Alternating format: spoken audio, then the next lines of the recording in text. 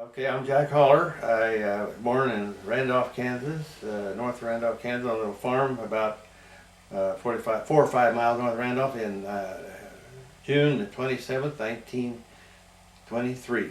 The picture that you will be seeing in a little bit tells you shows the house where I was born, and along with I'm the only member of my generation who was born in that family, and that's really how come I ended up getting that picture. But uh, I went to high school at Randolph, graduated in 1941, and went to work. I went to work for TWA for a while, and then I went to let's see, in 1940, 42, 43, they sent me to Washington, D.C., and then from Washington, D.C. back to San Francisco. The reason I wasn't in the service in those years because I had a cyst, a nasty cyst on my tailbone called a pilonidal cyst, so I was in 4F. And I felt like a fish out of water because I was not in the service.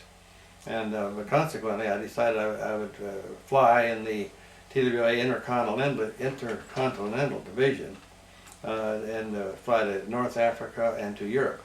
In 44 and 45, I had 19 round trips and 38 crossings of the Atlantic.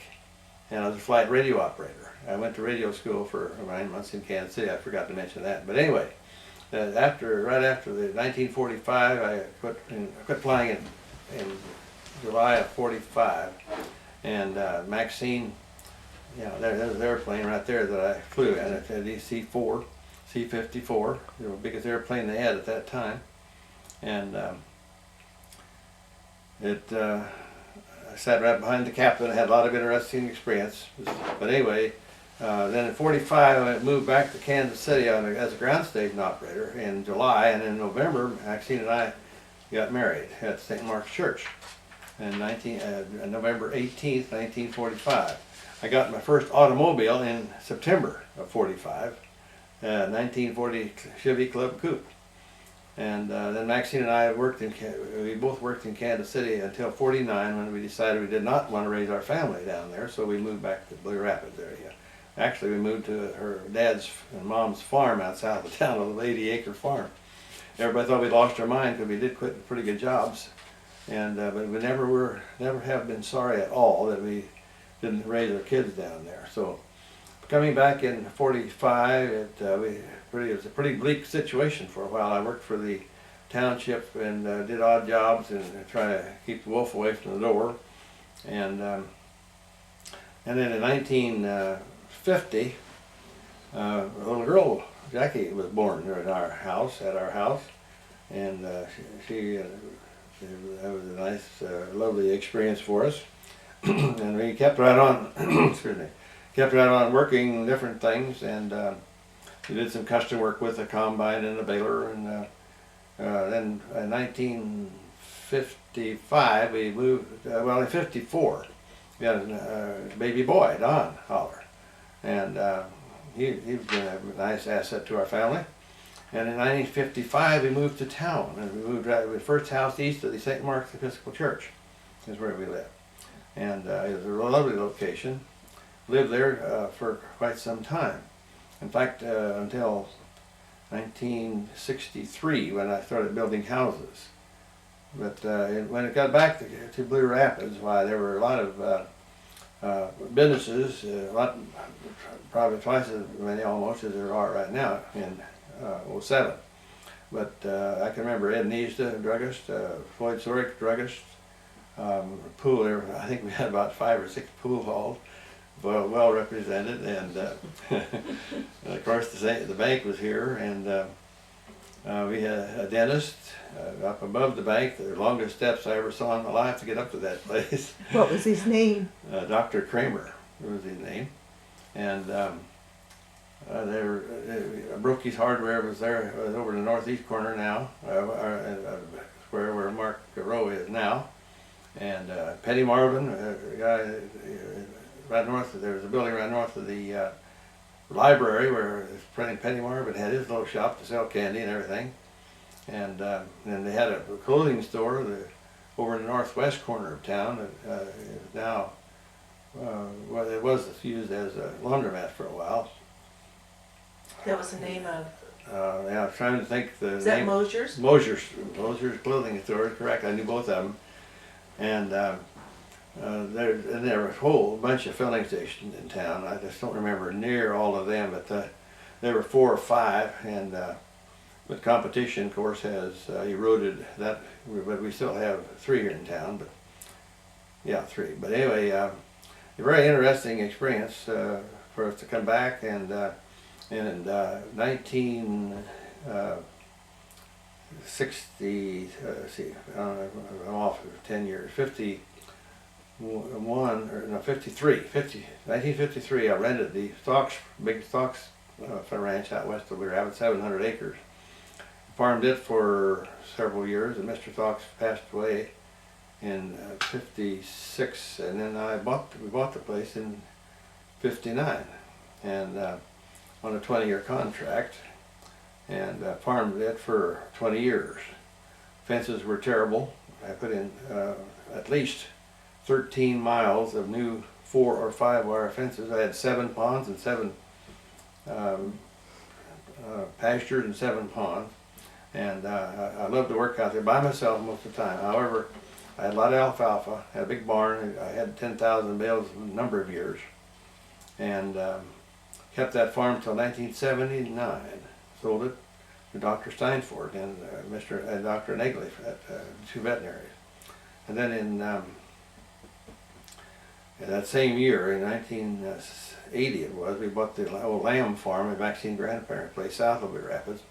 We farmed it for 20 years, or I had it for 20 years. I had rented it out on cash rent basis. And now, you girls better come in here, because I could go on and on, but I don't know where to go, which way to go. Let's go back to other businesses around town and when you started a business in town. Okay. I worked out at the Georgia Pacific, what is now called Georgia Pacific Mine, in 1954, the summer, the winter, 53 and 54. And during that time, I was taking a correspondence course in electronics in the TV business. I didn't want anybody to know about it, because I didn't want anybody to come in and start a store before I did. So I was very careful about how I did that. And I worked out at the mine for several months, and loaded rock by the ton. It was kind of interesting. But then opened in that fall of '54, I opened up our TV shop on the west side of the square. Sold a lot of television sets. In fact, the store was right next to a grocery store, which a man by the name of Roy Sutherland ran, and I know that one of the ladies here in the room knew him quite well, his daughter, Pat, and I had that store for quite a few years, let's see, from 54 till 57 or 8, and then we decided, I also had a store in Waterville. A man by the name of Ed Hula ran that for me, and between the two of us, we decided we could build a TV antenna. So we went out to my Maxine's folks' farm in a hayloft and secretly designed, and then we built and sold fringe area TV antennas. And they were very, very good because of the front to back ratio was excellent on reception and interference, and sold a lot of them.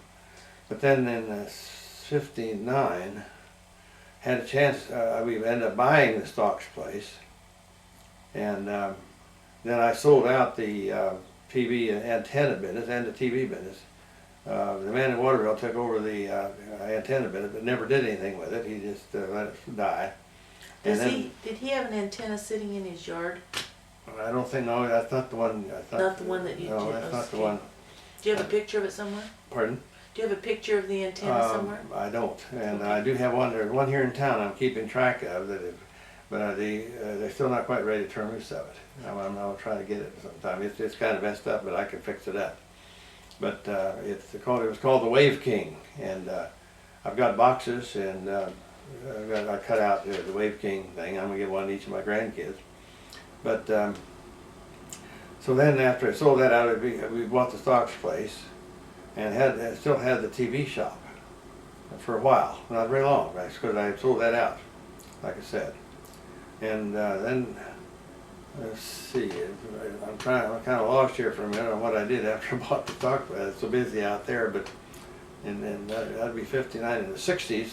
In the early 60s, I was on the city council, and I was on there in 1961 to 65. I was on the city council. Harold Osborne was the mayor most of the time that I was on the council. And then in 67 and 68, I was Chamber of Commerce president. And in 68, I was also the board chairman of the Community Memorial Hospital up in Marysville, which was an excellent experience. I was on that board for 3 years, started out as secretary, then vice chairman and chairman. And I've had a very interesting and educational experience for me. Can we stop for just a minute? I'm getting out of... Okay, in 1963, we bought property over here on on 4th Street, East 4th Street, right east of East Avenue.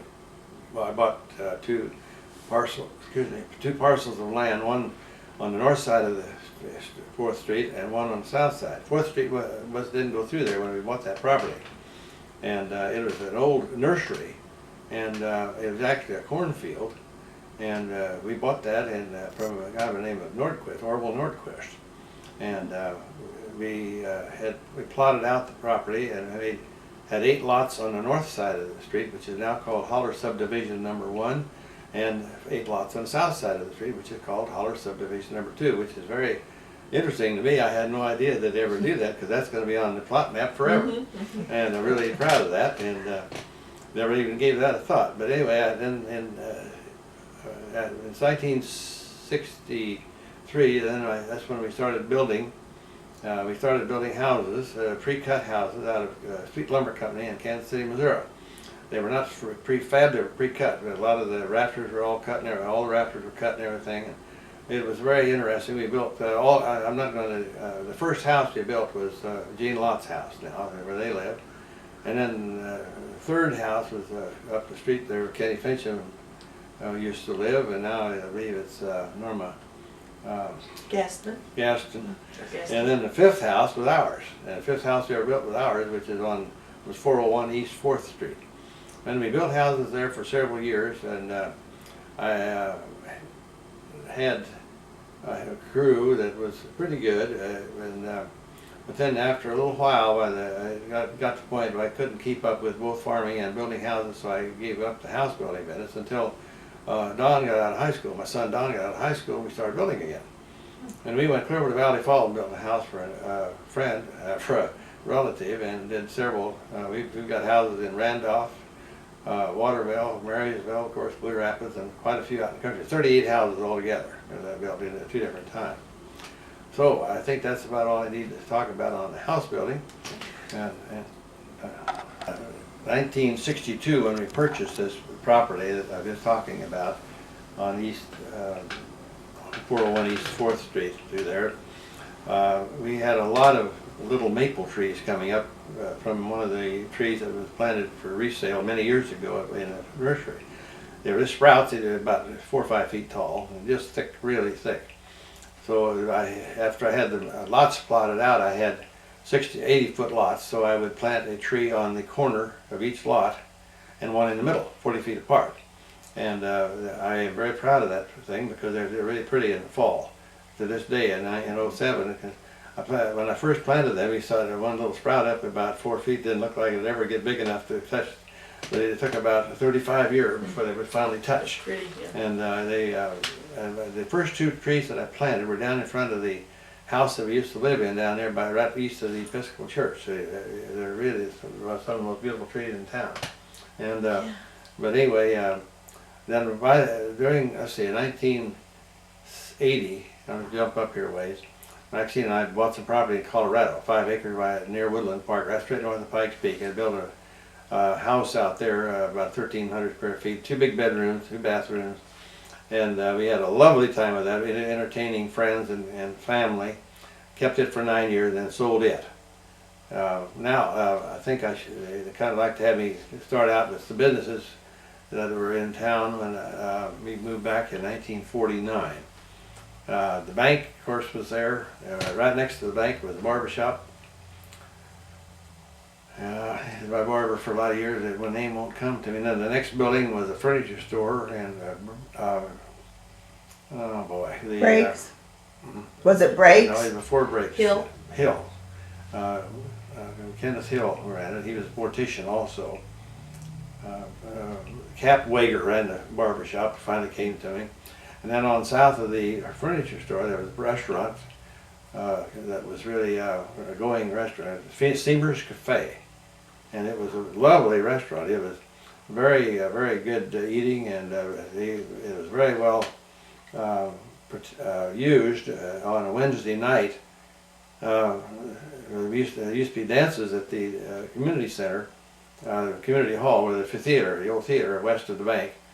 You'd be dancing on Wednesday night, and at intermission, that place was swarming full of people because it was only a block away from the dance and after the dance. And of course, there was the old post office building is still set west of the bank. It's used as a beauty shop now. After Steamer's Cafe, you turn to the left, and there was another restaurant there. It was called Copple's Cafe, and they did a nice business. Oh, and right across the street from the Steamer's Cafe south, across that street, was Skinny Land's Barbershop. And then from there on west out, there were houses. But then going on east from Copple's, there was the Times office, and Herb Hickman was the first one I remembered. That was the editor. Was that Koppel Cafe, was it a two-story? No, I don't think so. No, it was just a one-story building. Okay. But then Dr. We had a jewelry store, Marvin, A. Marvin Jewelry Store, and he did some optical work too. And that building is now, of course, being used for glass business. And on the corner there was a hotel, and I don't remember that. I'm sorry, I can't come up with that name. Commercial? I believe Is it that was so? commercial. One of the ladies that lived there, the lady that ran the place, she bought a television from me, and she was the first one. There were two hotels in town, but